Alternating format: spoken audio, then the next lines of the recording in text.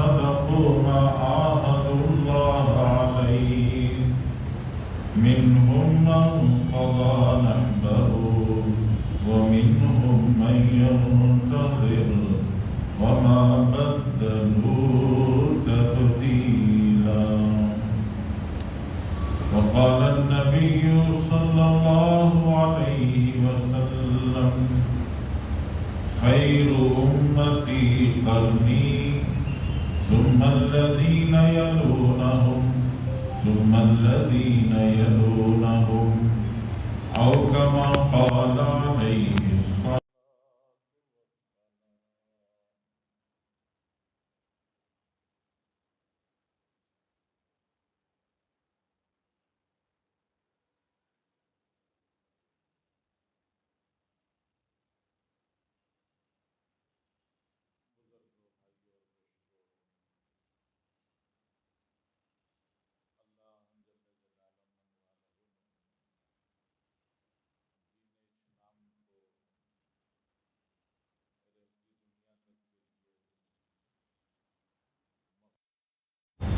اور اللہ تعالیٰ نے یہ فیصلہ کیا ہے کہ ان الدین عند اللہ الاسلام، کہ اللہ کے پاس جو پسندیدہ طریقے زندگی، جو دستور حیات اللہ تعالیٰ کے پاس پسندیدہ ہے طریقے زندگی، وہ اسلام ہے۔ اور اللہ جل شانہ نے یہ بھی بتا دیا کہ دین اسلام کو چھوڑ کر کوئی اور دین، کوئی اور طریقہ، کوئی اور راستہ انسان پسند کرے تو وہ اللہ کے پاس مقبول نہیں ہے، منظور نہیں ہے، وہ اللہ تعالیٰ کے پاس نہیں چلے گا۔ دین اسلام رہتی دنیا تک، قیامت تک اس کو باقی رہنا ہے، اور اسلام کتابوں سے بھی باقی رہتا ہے، رجال، افراد، زندگیوں سے بھی باقی رہتا ہے۔ اللہ نے دین دونوں راہوں سے انسان تک پہنچایا۔ انبیاء کرام علیہ السلام کہ نفوس قدسیہ، پاکیزہ ذات، ایک ایک نبی کی پاکیزہ ذات، حضرت آدم سے لے کر رسول اللہ صلی اللہ علیہ وسلم تک، اور پھر آپ علیہ السلام کے بعد قیامت تک ایسی ذوات، ایسی شخصیتیں، ایسے افراد دنیا میں باقی رہیں گے جن کو لوگ دیکھ کر نمونہ سمجھیں گے، ماڈل سمجھیں گے، ان کو اپنا آئیڈیل بنائیں گے اور ان کی زندگی اپنانے کی، ان کے پیچھے چلنے کی لوگ کوشش کریں۔ یہی بات میں آپ کے سامنے تفصیل سے عرض کر رہا ہوں کہ حضرت رسول اللہ صلی اللہ علیہ وسلم نے صحابہ کی تربیت فرمائی، اور پھر حضرات صحابہ رضوان اللہ تعالی علیہم اجمعین نے اپنے ماتحت اپنے شاگردوں کی تربیت فرمائی، جن کو تابعین کہتے ہیں۔ اس سے پہلے میں نے عرض کیا تھا کہ دین ایک سلسلہ ہے، ایک زنجیر ہے، ایک چین ہے، جو ہمارے سے لے کر رسول اللہ صلی اللہ علیہ وسلم تک پہنچتی ہے۔ حدیثیں جو ہم تک پہنچتی ہیں وہ حدیثوں کا بھی سلسلہ ہے، ایک سلسلہ سند، جس کو ہم سند کہتے ہیں،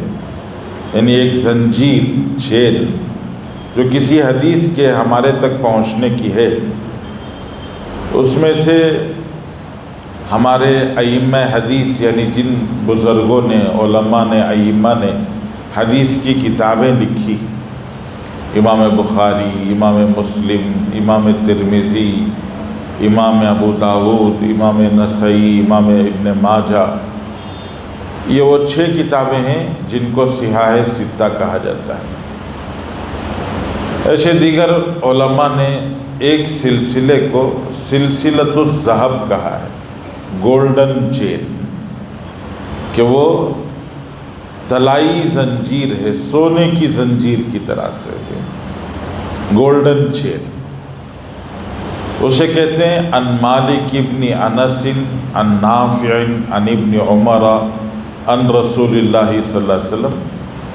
حضرت رسول اللہ صلی اللہ علیہ وسلم سے حدیث سن کر سنانے والے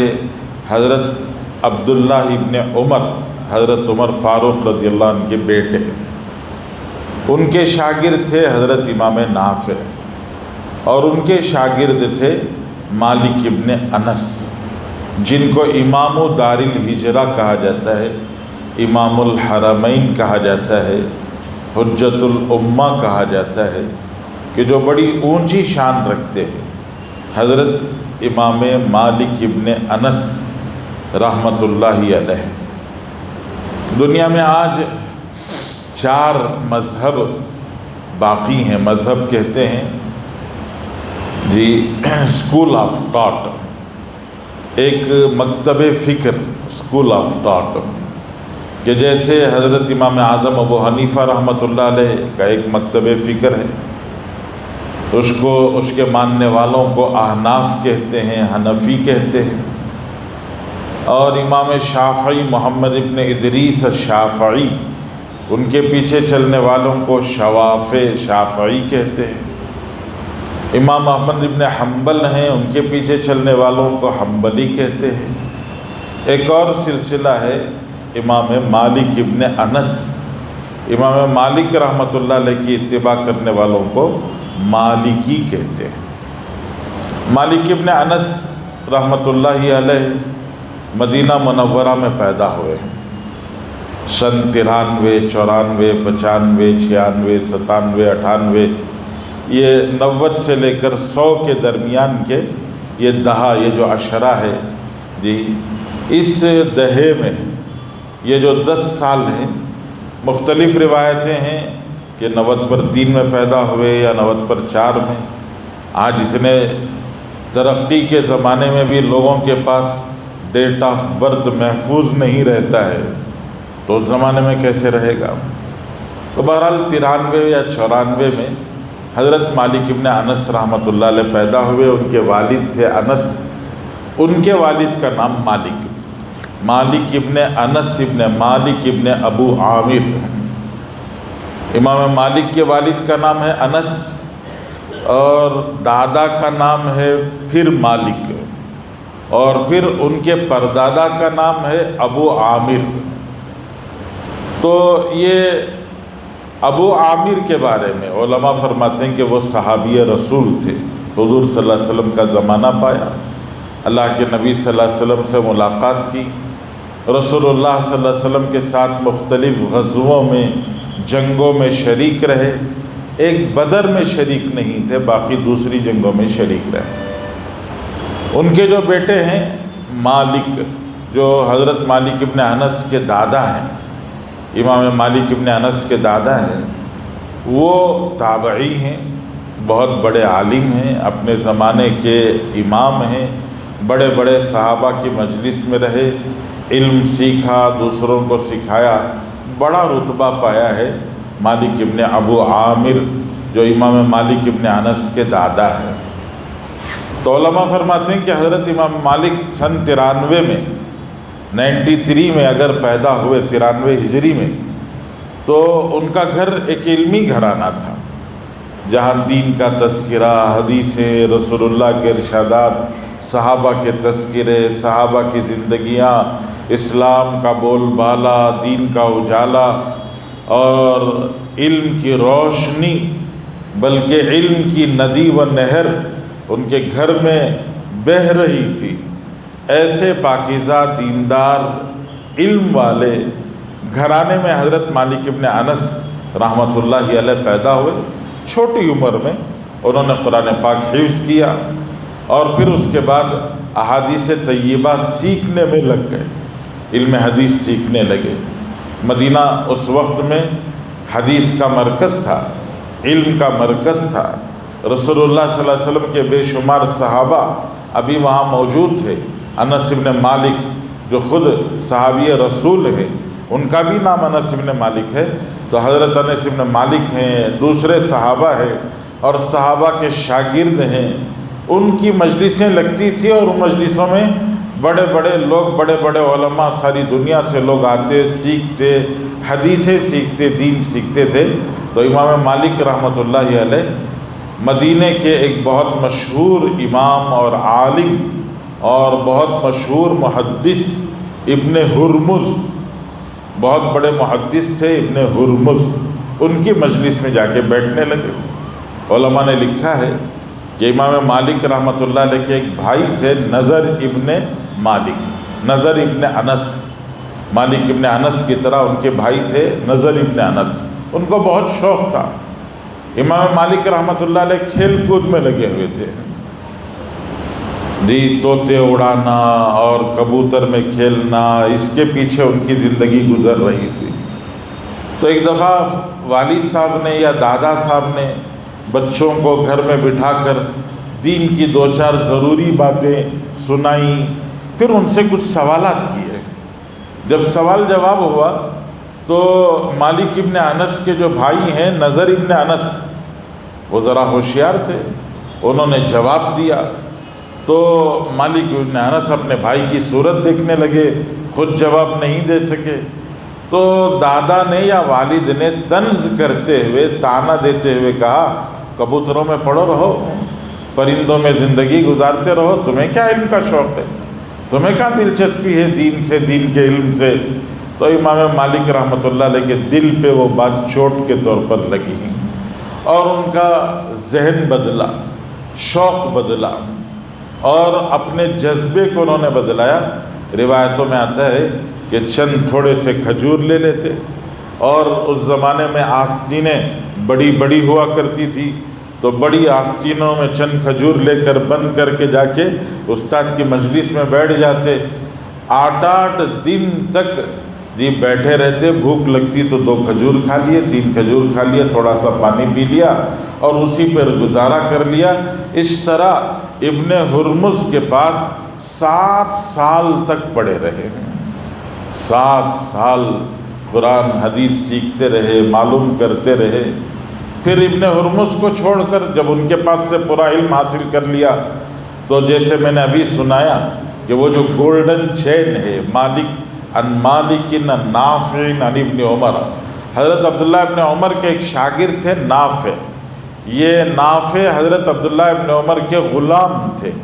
ان کو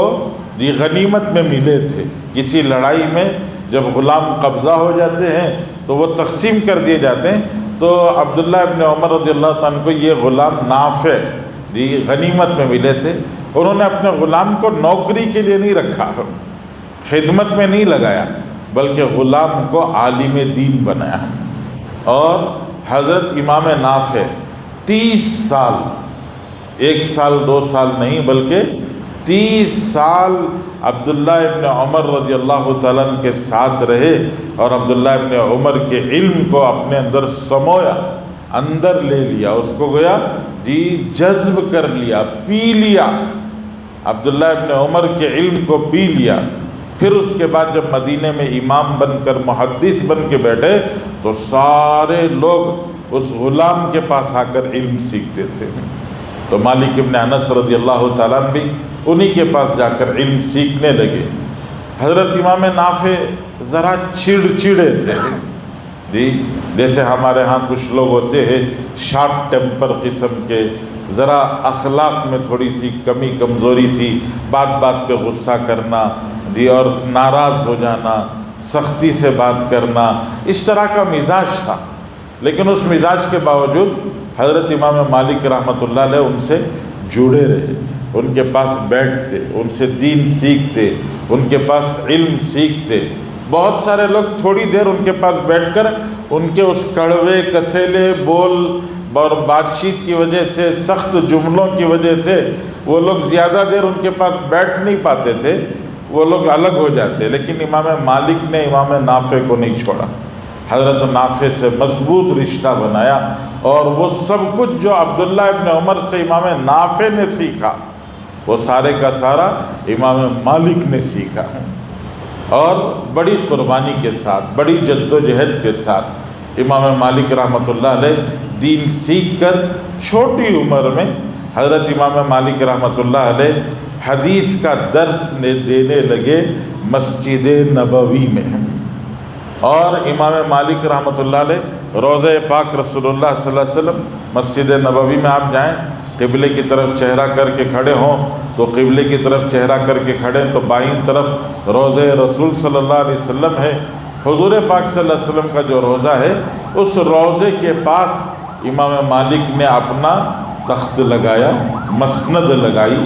اور لگا کر وہاں بیٹھ کر وہیں حضرت عمر رضی اللہ تعالیٰ عنہ فیصلے کرنے کے لیے بیٹھتے تھے، تو حضرت امام مالک نے وہیں بیٹھ کر حدیث کا درس دینا شروع کیا، اور تقریباً 50-60 سال تک مسلسل حدیث پڑھاتے رہے، پڑھتے رہے، سناتے رہے، سنتے رہے۔ 30-40-50 سال کا لمبا عرصہ انہوں نے حدیث سناتے سکھاتے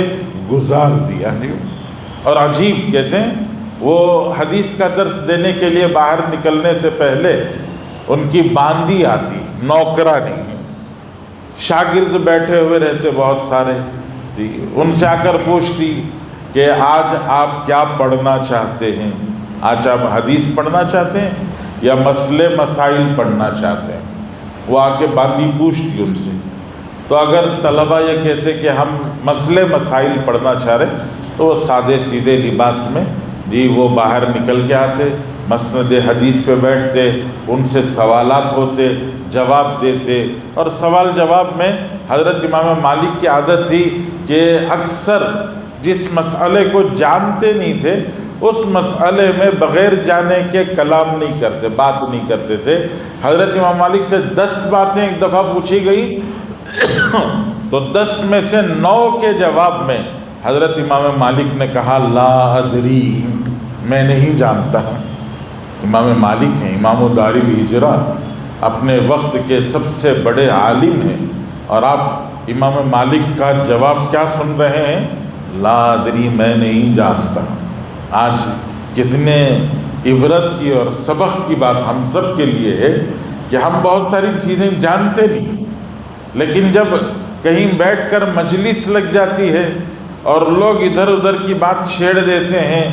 اور باتوں میں باتیں دین کی بھی آ جاتی ہیں، مسئلے مسائل کی بھی آ جاتی ہیں، تو ہم عجیب لوگ ہیں، ہم نہ جانتے ہوئے بھی رائے دینا شروع کر دیتے ہیں،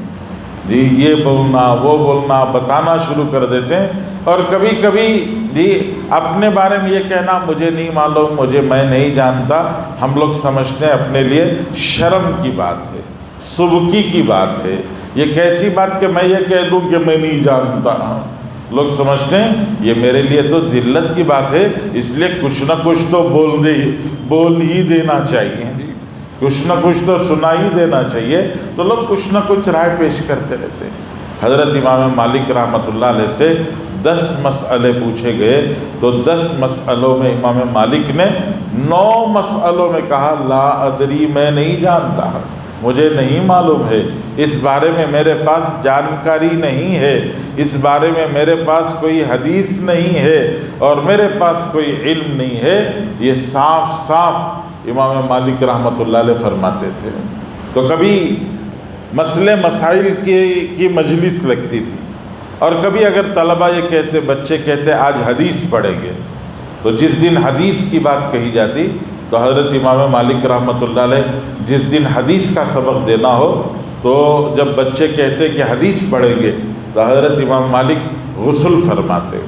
نیا جوڑا پہنتے، نیا جوڑا پہن کر سر پر عمامہ باندھتے، خوب عطر لگاتے،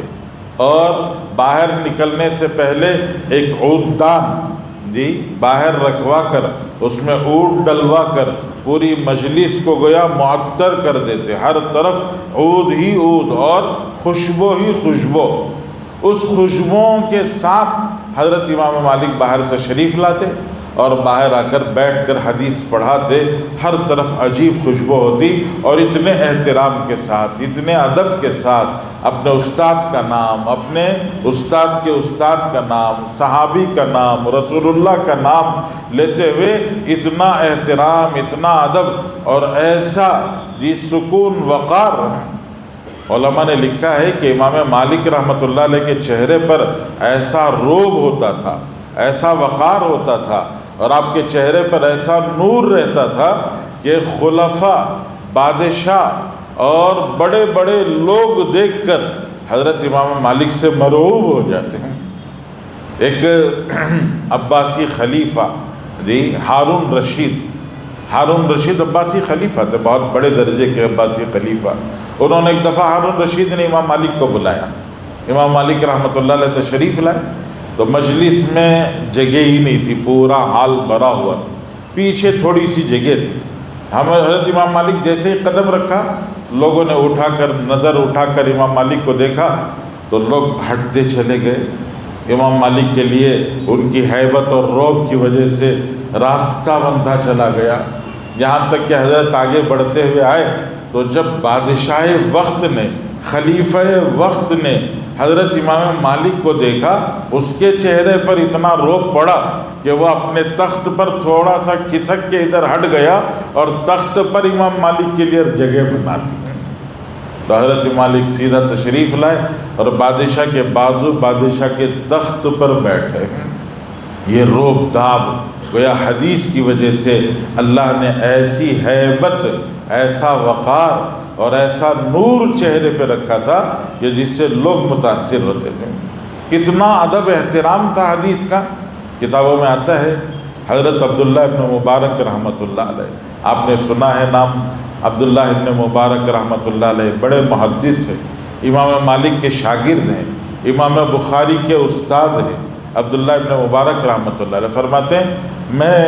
امام مالک کے حدیث کے سبق میں بیٹھا ہوا ہوں اور حضرت امام مالک رحمۃ اللہ علیہ حدیث کا سبق پڑھا رہے ہیں. میں نے دیکھا امام مالک رحمۃ اللہ علیہ کا چہرے کا رنگ بدل رہا ہے، کبھی پیلا پڑ جاتا ہے، کبھی لال ہو جاتا ہے، لال پیلا پڑ رہا ہے. چہرے پر بہت تکلیف کے اور بڑی سخت اذیت کے آثار، نشانیاں چہرے سے مل رہی ہیں کہ آپ کے چہرے پر بہت ایسا لگ رہا ہے کہ آپ کو بہت تکلیف ہے. 1.5 گھنٹہ 2 گھنٹے یا 3 گھنٹے کا سبق چلا، 2 ڈھائی 3 گھنٹے کے سبق کے بعد ظہر کی نماز سے پہلے جب سبق ختم ہوا اور سارے شاگرد اٹھ کے چلے گئے تو امام مالک جیسے بیٹھے تھے ویسے ہی بیٹھے. عبداللہ ابن مبارک رحمۃ اللہ علیہ سامنے آئے اور آ کے پوچھنے لگے حضرت آج میں نے دیکھا آپ کے چہرے پر بہت سخت وہ تکلیف کے آثار ہیں، نشانیاں ہیں، چہرے پہ ایک رنگ آ رہا ہے ایک رنگ جا رہا ہے، آخر بات کیا ہے؟ تو حضرت امام مالک اٹھ کر کھڑے ہوئے اور کھڑے ہو کر اپنا قبا، اپنا جبہ جھٹکا زور سے تو اندر سے بچھو نکلا. حضرت امام مالک رحمۃ اللہ علیہ نے دیکھا تو 16 دفعہ 16 مرتبہ اس بچھو نے حضرت امام مالک کو ڈسا ہے. اور حضرت امام مالک حدیث کے سبق میں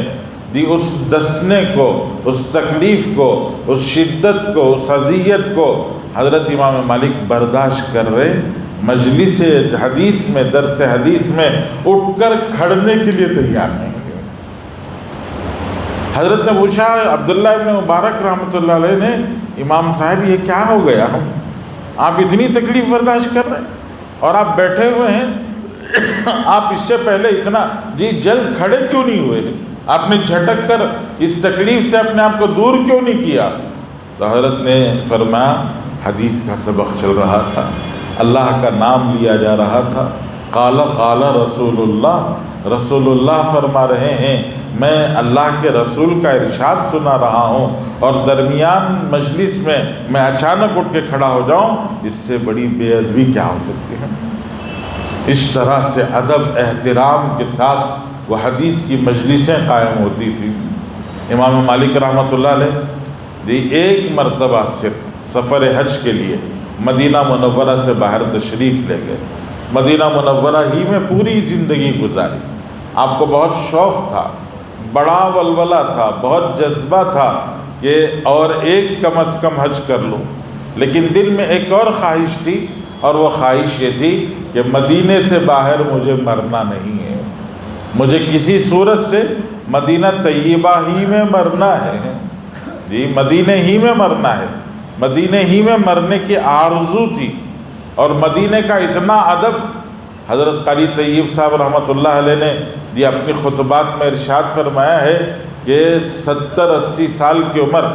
امام مالک نے مدینہ طیبہ میں گزاری ہے، اور یہ جو عمر گزاری ہے اس عمر میں پورے زندگی میں کبھی آپ نے چپل نہیں پہنے، پوری زندگی بغیر چپل کے مدینہ طیبہ میں گھومتے تھے، اور یہی بتاتے کہ مدینہ طیبہ میں پتہ نہیں میرا قدم کہاں پڑ رہا ہے، رسول اللہ کے قدم جہاں پڑے ہوں اگر میرا قدم وہیں پڑے، اور نعوذ باللہ اگر میں چپل کے ساتھ وہاں قدم رکھوں، اس سے بڑی میری بدبختی کیا ہوگی، اس لیے پوری زندگی چپل نہیں پہنے۔ جی آپ کے دل میں ارمان تھی کہ میں اللہ کے گھر حج کے لیے جاؤں، لیکن پتہ نہیں وہاں جا کے کہیں مر نہ جاؤں، کہیں مکے میں موت نہ آ جائے، کہیں راستے میں موت نہ آ جائے، کہیں آدھے راستے میں واپس لوٹتے جاتے پتہ نہیں کب موت آ جائے گی، اس لیے وہ بڑے ڈرتے تھے، مدینے سے باہر نکلنے ہی تیار نہیں تھے۔ ایک دفعہ بہت رویا، بہت زیادہ اللہ سے منت سماجت کی، پروردگار سے پوچھا پروردگار زندگی کے کتنے دن، کتنے مہینے، کتنے سال باقی ہیں، آپ بتا دیجئے تاکہ میں حج کر لوں، حج کر کے واپس آ جاؤں۔ دعا کرتے کرتے سو گئے تو رات کو خواب دیکھا، خواب میں رسول اللہ صلی اللہ علیہ وسلم تشریف لائے، اللہ کے نبی صلی اللہ علیہ وسلم سے اپنا یہی عرض معروض، اپنی بات سنائی، کہا رسول اللہ خواہش ہے حج پر جانے کی، لیکن پتہ نہیں کیا ہو جائے گا راستے میں، اس لیے اگر آپ مجھے بتائیں کہ میری زندگی کا کتنا وقت باقی ہے، مجھے اگر وقت مل رہا ہو اور زندگی میں گنجائش ہو تو حج کر کے آؤں گا، ورنہ مدینے میں رہ جاؤں گا۔ تو اللہ کے رسول صلی اللہ علیہ وسلم نے اس طرح سے اپنا ہاتھ دکھایا، 5۔ حضرت مالک ابن انس کی آنکھ کھل گئی، آنکھ کھلنے کے بعد میں انہوں نے سوچا 5 دن، 5 مہینے، 5 سال، آخر 5 کا مطلب کیا؟ 5 دن ہیں، 5 مہینے ہیں، 5 سال ہیں، کتنا ہے آخر وقت؟ اس زمانے میں ایک بہت بڑے تعبیر کے امام تھے محمد ابن سیرین رحمۃ اللہ علیہ، تو حضرت مالک ابن انس نے اپنے ایک شاگرد کو بھیجا، جاؤ جا کے حضرت محمد ابن سیرین کو یہ سارا قصہ سناؤ، یہ خواب سناؤ، ان کو یہ نہیں بتانا کہ خواب کس نے دیکھا ہے، صرف اتنا بتانا کہ ایک صاحب نے ایسا خواب دیکھا، ان کو بتایا گیا کہ 5، تو وہ 5 دن ہیں، 5 مہینے ہیں، 5 سال ہیں، آخر کیا ہے یہ تو بتایا جائے، آپ ذرا تعبیر جانتے ہیں آپ بتا دیں۔ تو محمد ابن سیرین کے بعد جب شاگرد پہنچے تو شاگرد سے محمد ابن سیرین رحمۃ اللہ نے خواب سن کے کہا، یہ خواب، محمد ابن سیرین نے فرمایا یہ خواب کس نے دیکھا؟ پوچھا اس سے، شاگرد سے، کہا کہ خواب دیکھنے والے نے اپنا نام چھپانے کے لیے کہا ہے۔ تو محمد ابن سیرین نے فرمایا یہ خواب مالک ابن انس کے علاوہ کسی اور نے نہیں دیکھا ہے، یہ خواب امام مالک کا خواب ہے، اور سنو میں تمہیں اس کی تعبیر سناتا ہوں، اس میں جو 5 بتایا گیا اس سے نہ 5 دن مراد ہیں، نہ 5 مہینے مراد ہیں، نہ 5 سال مراد ہیں، بلکہ 5 سے مراد رسول اللہ صلی اللہ علیہ وسلم نے امام مالک سے کہا، امام مالک نے پوچھا کہ رسول اللہ زندگی کے کتنے دن، کتنے مہینے باقی ہیں بتا دیجئے، میں حج کر کے واپس آنا چاہتا ہوں۔ تو رسول اللہ صلی اللہ علیہ وسلم نے 5 بتا کر یہ فرمایا کہ مالک 5 چیزیں ایسی ہیں جس کا علم اللہ کے سوا کسی اور کو نہیں ہے، اور میں بھی نہیں جانتا کہ تمہاری زندگی کے کتنے دن باقی ہیں۔ اللہ نے قرآن میں کہا ہے ان اللہ عنده علم الساعہ، کہ قیامت کب آئے گی اس کا علم اللہ تعالیٰ جانتے ہیں، بارش کب پڑے گی اس کا علم اللہ تعالیٰ جانتے ہیں، رحم مادر میں کیا ہے یہ اللہ ہی جانتے ہیں، اللہ کے سوا کوئی اور نہیں جانتا ہے۔ کوئی انسان کہاں مرے گا اس کو اللہ کے سوا کوئی اور نہیں جانتے، اور کل کیا کمائے گا، ماذا تکسب غدا، کل کیا ہوگا جی اس کو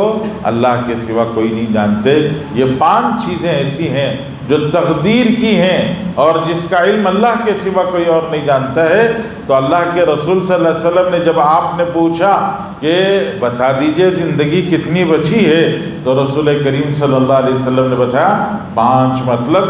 تمہاری زندگی کا علم میرے پاس نہیں ہے، تمہاری زندگی کا علم اللہ کے پاس ہے، اس لیے میں نہیں بتا سکتا تمہیں کہ تمہاری زندگی کے کتنے دن بچے ہیں۔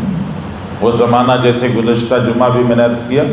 کہ بڑی آزمائشوں کا زمانہ تھا، خلافت بدل رہی تھی، 100 سال پورے ہو رہے تھے،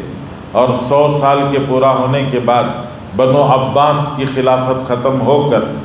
بنو امیہ کی خلافت، حضرت معاویہ نے جو خلافت شروع کی تھی اس خلافت کو ختم ہو کر 70 سال کے آس پاس وہ ختم ہو کر نئی خلافت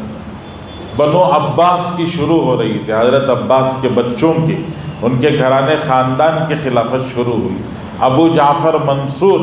اس کے بادشاہ، پہلے بادشاہ بنے ابو جعفر منصور، اور پھر اس کے بعد ہارون رشید بادشاہ بنے۔ تو ابو جعفر منصور کے زمانے میں مدینہ پاک کے جو گورنر تھے، گورنروں کو چھوٹ دے دی جاتی تھی، وہ گورنر علماء کو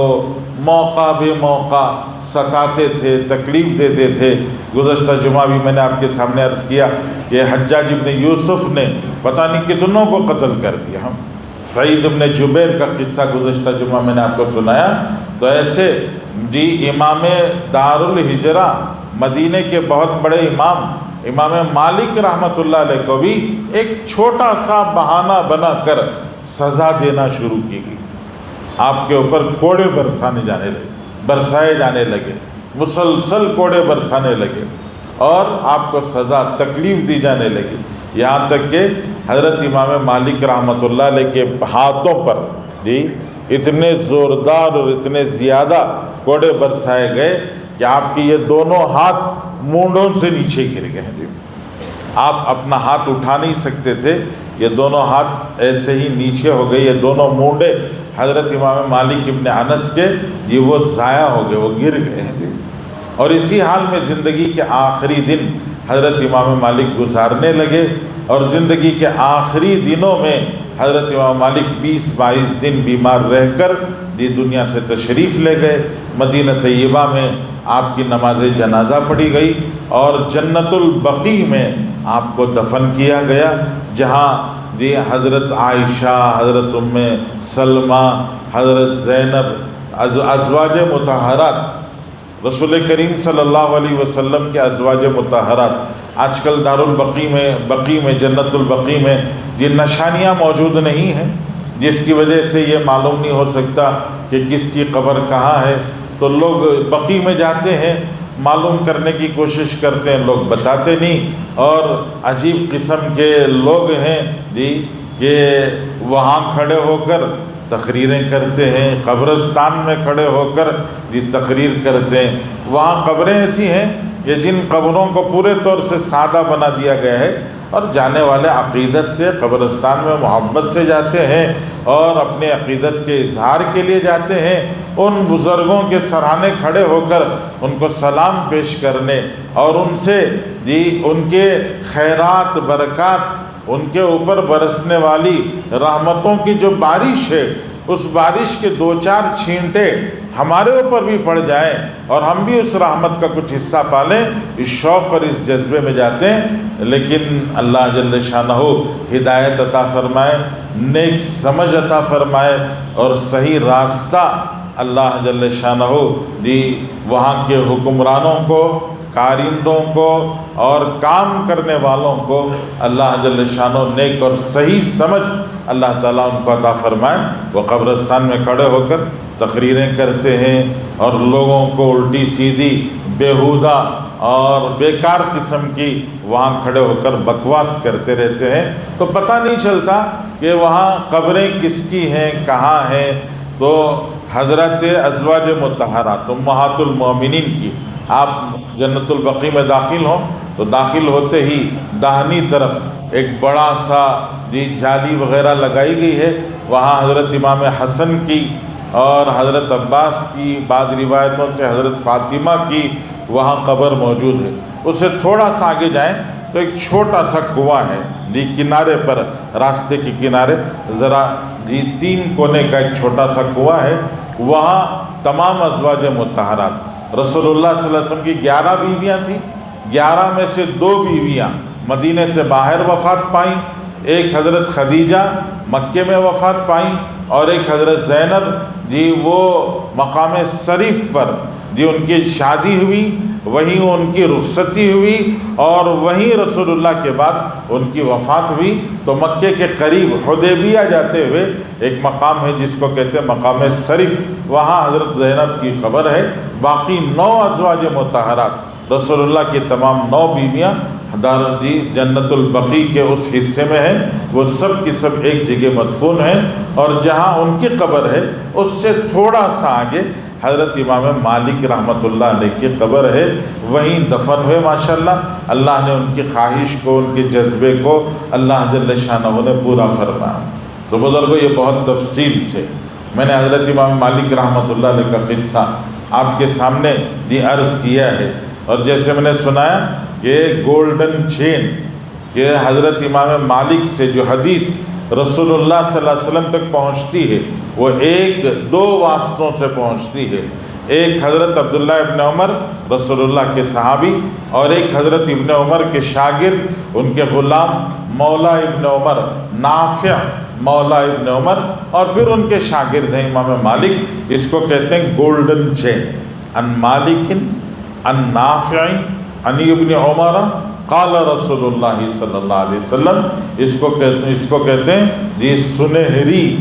زنجیر، یہ گولڈن چین کہلاتی ہے۔ تو جیسے وہ گولڈن چین وہاں 3 سلسلوں میں ہے، وہ سلسلہ یہاں نیچے تک آتا ہے، میرے اور آپ تک آتا ہے۔ ہم جو حدیث سنتے ہیں کسی عالم سے سنتے ہیں، وہ عالم آپ کو حدیث سناتے ہیں، انہوں نے اپنے استاد سے سنی ہے، وہ استاد سے سنی ہوئی حدیث آپ کو سناتے ہیں، اور ان کو ان کے استاد نے سنائی، ان کو ان کے استاد نے سنائی۔ اس طرح یہ چین اور یہ زنجیر رسول اللہ تک پہنچتی ہے۔ ہمیں زنجیر کو محفوظ رکھنا ہے اگر اپنے دین کو محفوظ رکھنا ہے۔ اسی لیے میں آپ کے سامنے صحابہ کے ذکر کے بعد تابعین کا ذکر کر رہا ہوں، تاکہ پتہ چلے کن قربانیوں کے ساتھ، کن محنتوں کے ساتھ، کن مشقتوں کے ساتھ کیسی کیسی زندگیاں انہوں نے گزاری ہیں۔ آپ نے اندازہ کیا 8 دن چند کھجور اپنے آستین میں ڈال کر جا کے بیٹھ کے ایک آدمی وقت گزارے، اور 7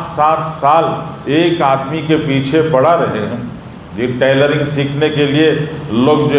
2 مہینے 3 مہینے کے بعد اپنا دکان شروع کر دیتے نیا۔ میکانزم سیکھنے کے لیے کسی میکینک کے پاس کوئی اپنے نوجوان بچے کو لے جا کے چھوڑتا ہے، وہ ابھی پورا سیکھتا نہیں، سیکھنے سے پہلے اپنا ورک شاپ کھولنے کی فکر میں لگ جاتا ہے۔ کوئی بھی کام لوگ ڈھنگ سے سیکھتے نہیں، سیکھنے سے پہلے ہی اپنا کام شروع کر دیتے ہیں۔ تو آپ سوچ کے دیکھیں، امام نافع، امام حضرت عبداللہ ابن عمر کے پاس 30 سال رہے ہیں، حضرت امام مالک ابن ہرمز کے پاس 60 سال رہے ہیں۔ یہ زندگیاں لگانی پڑتی ہیں دین کے حفاظت کے لیے، ایمان کی حفاظت کے لیے، اور آج اللہ معاف فرمائے ہم جملوں میں اڑا دیتے ہیں، تفسیروں میں اڑا دیتے ہیں۔ ہماری زبان سے نکلنے والے پتہ نہیں ہم کہاں پہنچ جاتے ہیں، اپنے آپ کو کہاں پہنچا دیتے ہیں کہ امام مالک کے بارے میں تبصرہ کرتے ہیں، امام اعظم ابو حنیفہ کے بارے میں تبصرہ کرتے ہیں، امام احمد بن حنبل کے بارے میں تبصرہ کرتے ہیں، امام بخاری کے بارے میں ہم تبصرہ کر کے ہم ان کے بارے میں جملے بول کر ان کو مقام اور ان کو سٹیٹس دینے والے ہم بن جاتے ہیں۔ ہماری کیا حیثیت ہے ہم خود اپنا اندازہ کر سکتے ہیں۔ ہمیں تو یہ کرنا چاہیے کہ ان بزرگوں سے، ان اللہ والوں سے، ان علماء سے، ان صلحاء سے، اللہ کے ان نیک بندوں سے اپنے رشتے کو مضبوط کریں تاکہ ہمارا دین محفوظ رہے۔ اللہ مجھے آپ کو پوری امت کو توفیق عطا فرمائے۔ وآخر دعوانا الحمدللہ رب